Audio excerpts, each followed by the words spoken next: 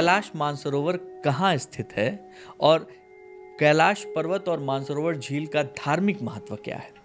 कैलाश मानसरोवर वो तिब्बत का स्वायत्त क्षेत्र है जो कि अभी चाइना के उसमें है, चाइना की टेरिटरी में पाया जाता है। वहाँ पे चाइनीज़ गवर्नमेंट ही एक तरीके से उसको रूल कर रही है, वहाँ पे स्थित है। और कैलाश मानसरोवर की धार्मिक मान्यता बताने की ज़रूरत नहीं है, लेकिन फिर भी वहाँ पे महादेव का वास माना जाता है। महादेव, पार्वती, माँ पार्वती, गणेश, ये लोग कैलाश पर ही रहते हैं, ऐसी मान्यता है। और ये मान्यता नहीं है, मैंने जो अनुभव किया है ये वाकई सत्य है। वहीं पे रहते हैं महादेव और उनके उस एरिया में, उस जगह पे एक अद्भुत ऊर्जा है।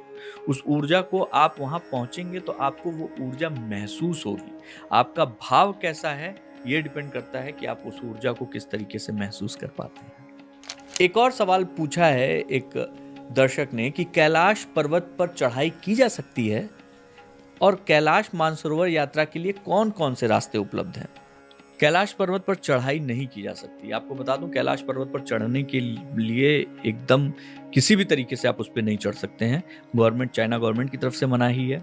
वहाँ पे चढ़ने से पहले बहुत सारे जो 1972 के आसपास एक आध इंसिडेंट हुआ था जिसमें कुछ लोगों ने कोशिश की थी, रूस के थे कुछ पर्वतारोही की उस पर चढ़ने की कोशिश की थी।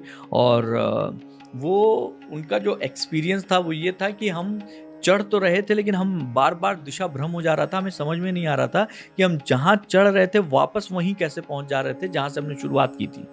और करीब 2 साल के अंदर उसमें से जितने लोगों ने चढ़ाई करने की कोशिश की सबकी मृत्यु हो गई। और चाइना गवर्नमेंट ने जो है इस चीज़ को पूरी तरीके से बैन कर रखा है। वहाँ कैलाश पर आप चढ़ नहीं सकते हैं। और रास्ते कौन कौन से उपलब्ध हैं? तो रास्ते जो है वो कई तरीके मतलब करीब 4 रास्ते हैं जहाँ से जो है कैलाश के लिए दर्शन के लिए आप जाते हैं। एक तो भारत सरकार की तरफ से जो दो रास्ते हैं जहाँ से आप 34 दिनों के अंदर ये परिक्रमा लगभग पूरी करते हैं। और एक रास्ता जो जिससे मैं गया था, जहाँ से लखनऊ से नेपालगंज से सिमिकोट, हिल्सा, फिर चाइना टेरिटरी, फिर वहाँ से तकलाकोट, दारचीन और दर्शन। और एक रास्ता है जो कि लहासा से है, तिब्बत की जो राजधानी है लहासा जाइए। लहासा से एक नया एयरपोर्ट बन रहा है पुरांग में, आप वहाँ से पुरांग आ सकते हैं। पुरांग से फिर वापस दार्जिलिंग आके अपने दर्शन कर सकते हैं। और काठमांडू के थ्रू भी जो है कुछ लोग यात्री दर्शन के लिए आते हैं।